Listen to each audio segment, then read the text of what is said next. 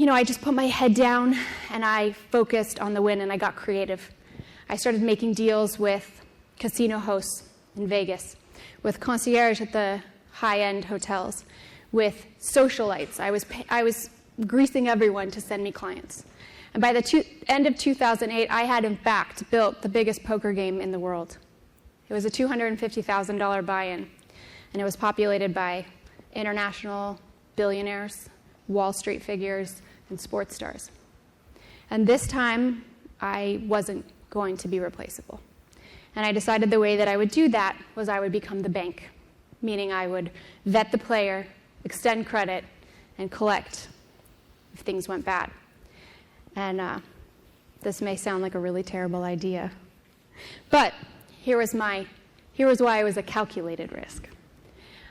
I believed that if I had the best product on the street, if I had the biggest game in the world, if I had a game where you could sit next to your heroes, and I continued to build on that and grow that, if I had a game where hedge funds were getting made and movies were getting made, and it was fully financed, that people wouldn't have an alternative and they would pay their debts. And this actually worked pretty well. But what stopped working in New York was me. And what had previously been about taking calculated risks and going big and learning and being an entrepreneur became largely about greed. And I started to lose sight of who I was. I stopped talking to my family as much. I stopped having meaningful friendships. I had millions of dollars on the street each week. Every second I wasn't running this $250,000 game, I was out recruiting for other games until I had a poker game running every night of the week. And I started doing drugs. I started taking pills to stay up, all the crazy hours that it required. And I started drinking to deal with this emptiness and loneliness. So as you can see, the train's starting to kind of shake a little bit off the tracks. But don't worry, I have at least 2.5 more years of bad decision-making before the whole thing blows up. Back in LA, I started to have problems other than just me, and I was a formidable problem. But in LA, there was a player, his name was Brad, and we affectionately called him Bad Brad, because in 4 years I never saw him win a hand of poker. And he would come to these games and just splash hundreds of thousands of dollars, and after about a year, even though he was great for business, it wore on me. So I pulled him aside and said, "Brad, I don't think this game is for you."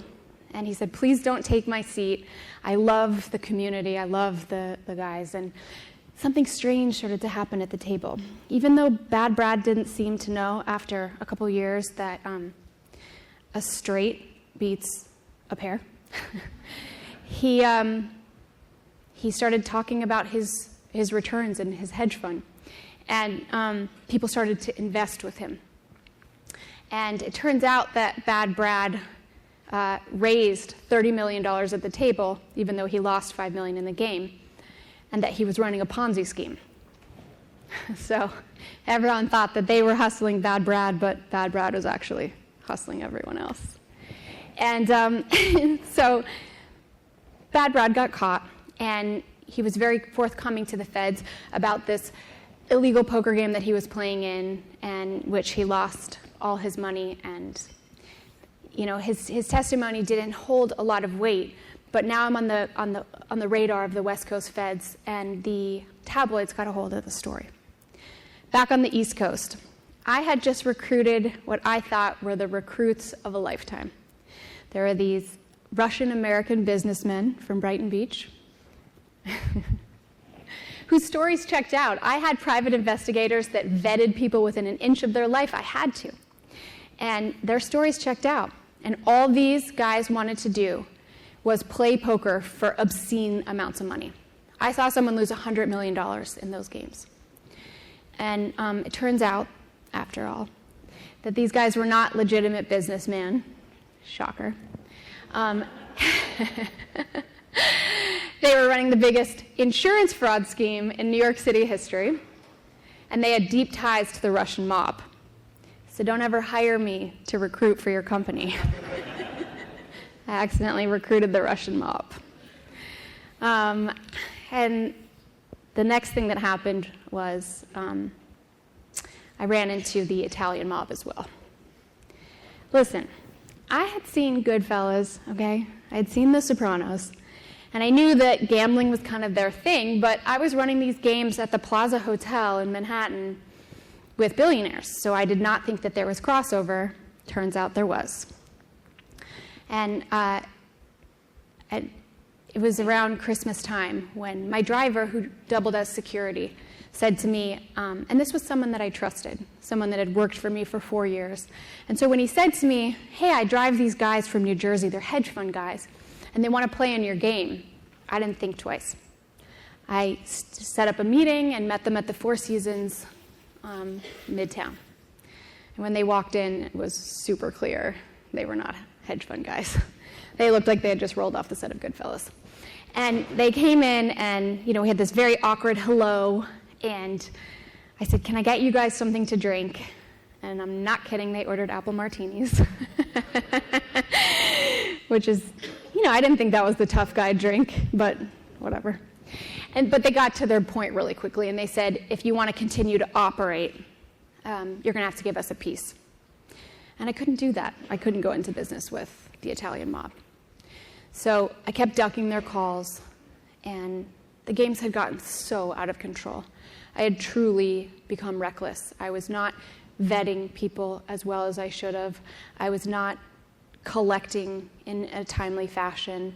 It was just a free-for-all. And I sat at a game, and I looked at the table, and there was $20 million on the table. And there was at least 3 seats of bad debt, uncollectible debt. And so I did the thing that I said I would never do.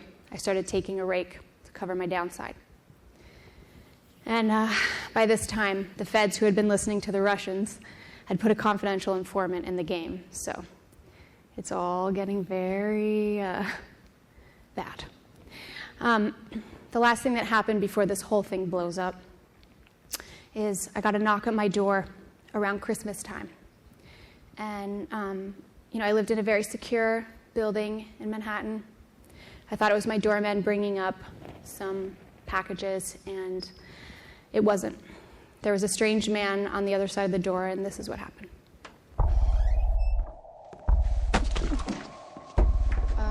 Sorry, you're in the wrong... Wait, okay, hold on a second.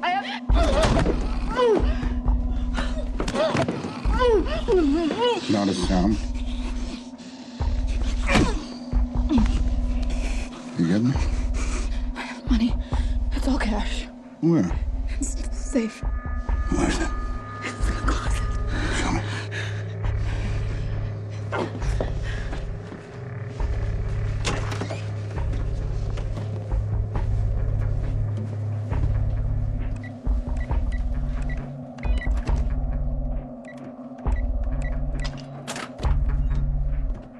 Put the money and jewelry in a bag.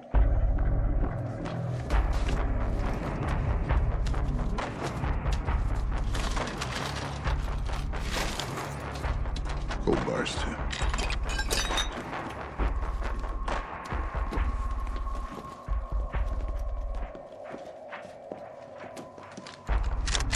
Come on. Open your mouth. Open your mouth. It wasn't an offer they made. It wasn't a suggestion. This will be your only reminder. Your mother lives alone in Telluride, Colorado. Right? Right? Right, Molly? She doesn't live there anymore. I see that.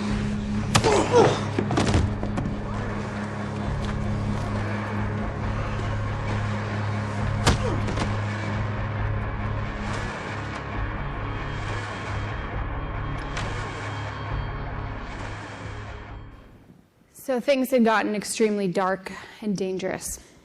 I couldn't call the cops, couldn't tell anybody, and I just sat in my apartment and waited for my face to heal and waited for their phone call, really having no idea what I was going to say because it didn't seem like turning them down was an option anymore.